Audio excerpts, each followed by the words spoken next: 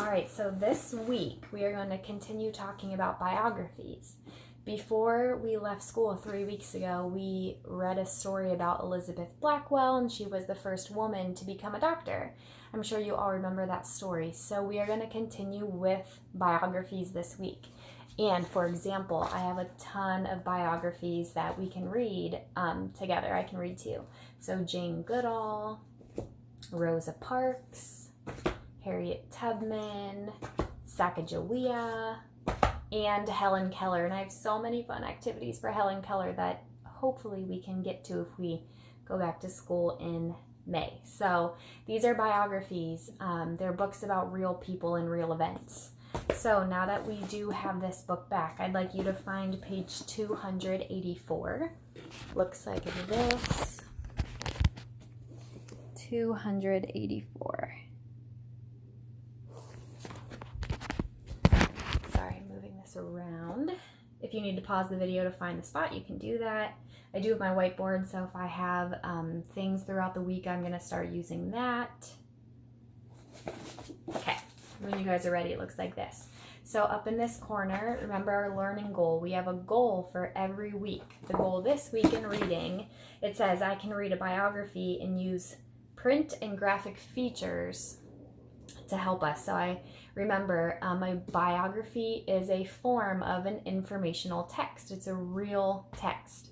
And we have a ton of text features. I'm going to name a couple and then I want you to come up with some. Bold words, photographs, illustrations, and then you guys can try and come up with them. There's a ton.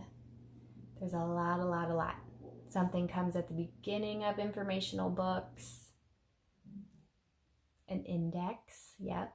And then there's a glossary at the end. Oh, I'm sorry, index is at the end too. What comes at the beginning is a table of contents. It tells us what we're reading and where to find it. We have captions. Sorry, phone's buzzing. We have captions and text boxes, all kinds of text features. Remember, you'll see those in informational text. The biography is an informational text.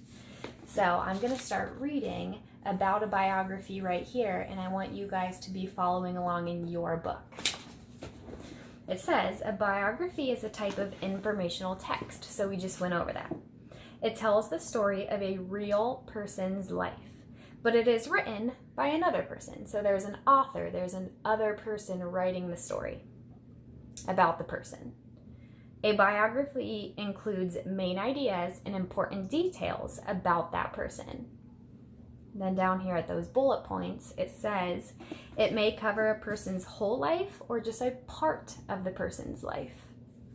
It may include graphic features, which we call those text features. Those are the same thing that we've been going over, such as photos and illustrations.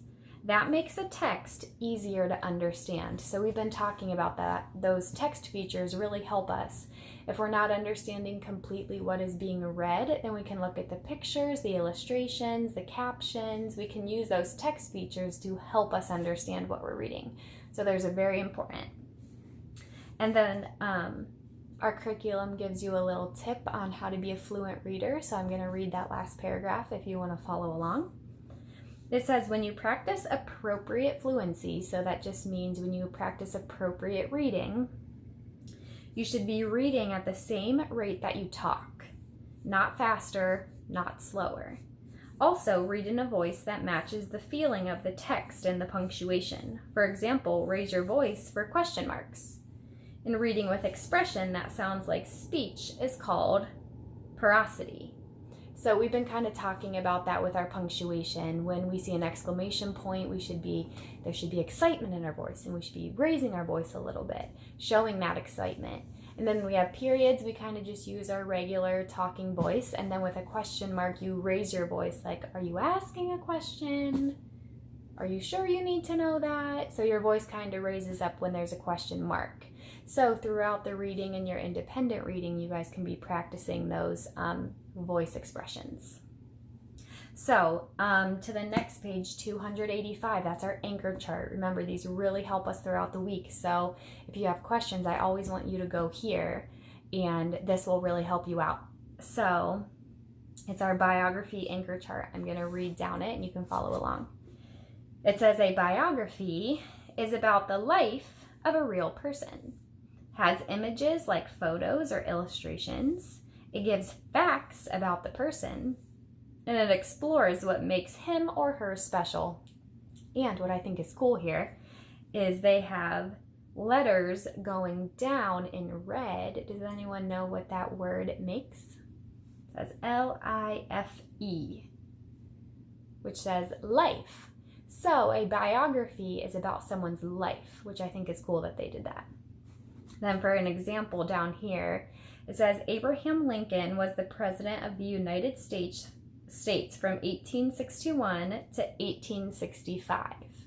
So if there's a biography about him being the president, it's just going to be about a part of his life, not the whole life.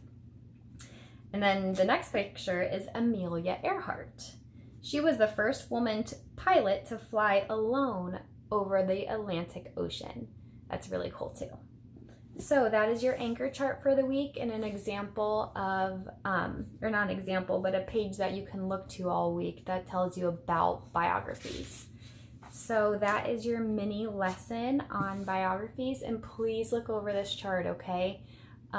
Usually I'm always guiding you throughout the whole week, but I'm not going to be able to be at your house with you, sadly, when you're doing this. So if you have questions, please look at pages 284 and 285 because this tells you what biographies are right here.